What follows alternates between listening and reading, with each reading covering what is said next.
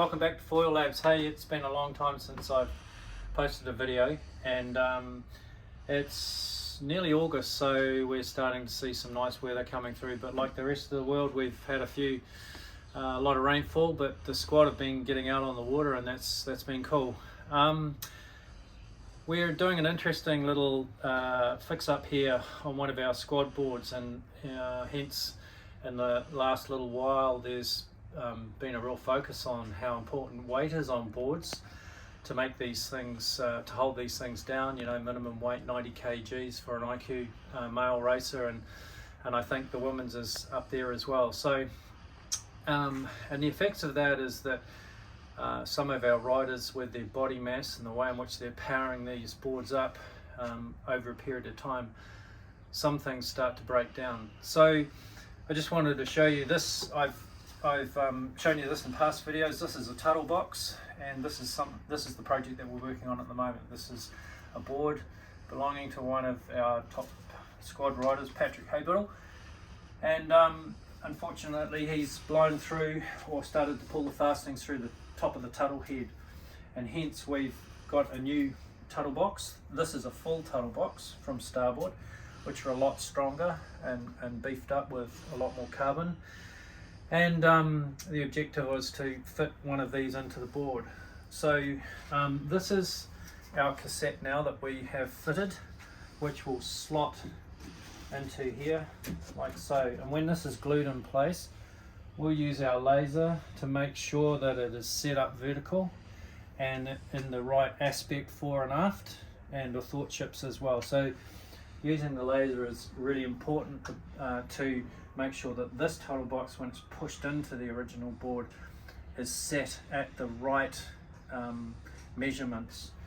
But you can see that this tuttle box here has been cut, because what we've done, what I like to do with these boards, rather than cut out a full tuttle box and compromise the top of the board, we retain the top part of the tuttle box because its structural integrity is good, it's strong, and we machine down, we cut out very carefully, creeping up on the correct depth, the tuttle box head that is to be replaced and then married up to the original fastening inserts.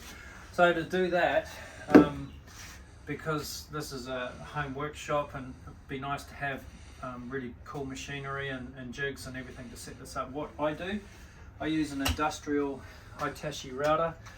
I have a series of long reach tungsten carbide bits.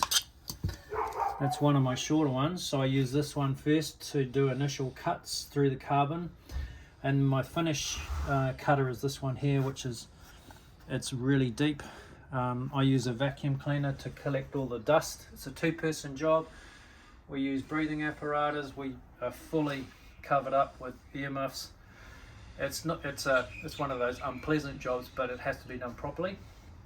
I use a jig. This is my jig, which is set to the tuttle box or the cassette size, but taking into account the size of the collar which exists on the router. So in short, this is the machine and the cutters that I use, the jig that I use, and this jig is positioned on the board in the correct place, and we gradually drop the router down and machine out to the stage where we have our cassette, which we have fitted to the correct depth with a micrometer, checking the correct depth. We still retained over 50%, or at least minimum of 50% of the new tuttle head in the new cassette, because this is what was compromised on the board itself, and this will be pushed down onto this new carbon layer which we put here. This is 2 layers of double bias, which should give us at least 1 to 2 millimeters, I think. Pat, do you think? 1 to 2 millimeters of thickness of double bias, and we'll squash this down, and we'll check to make sure that the carbon thickness at this tuttle head is going to be strong enough to take the immense power that these riders are transmitting through, particularly into the aft fastening. That's the one that's trying to pull out, because if we were to demonstrate, if this mast was in here, basically this mast, as it's being powered up by the rider, is basically trying to do this, hence pulling out this back fastening. So we'll make real sure that the fix and the solution to this is beefed up so that it remains strong. So the next thing to do here, we've mixed up our glue, we've got everything ready, we've done a dry fit, and we'll squeeze this down. We'll check with the laser to make sure that the leading edge of the mast is perpendicular to the board, and this will be just dropped in place and carefully just held there. It doesn't need to be pressed down because we know the fit is pretty perfect, hopefully. Well, we know it is. And then the last thing that we will do, probably in the next video, once this is down like so, we will sand off an area around the tuttle box and remove the paint, take it down to a nice stable carbon layer of the original board, lay this over to transfer the athwartships and forward and aft pressures of this box onto this bottom surface. But I think we've done a good job here, because effectively we've created a beam effect with the carbon halfway through the board, and also on the top, which carbon here and carbon here is going to really hold this quite nice and strong.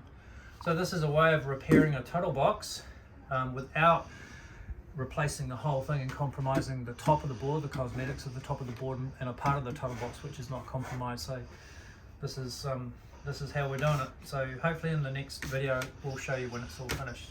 Thanks for watching.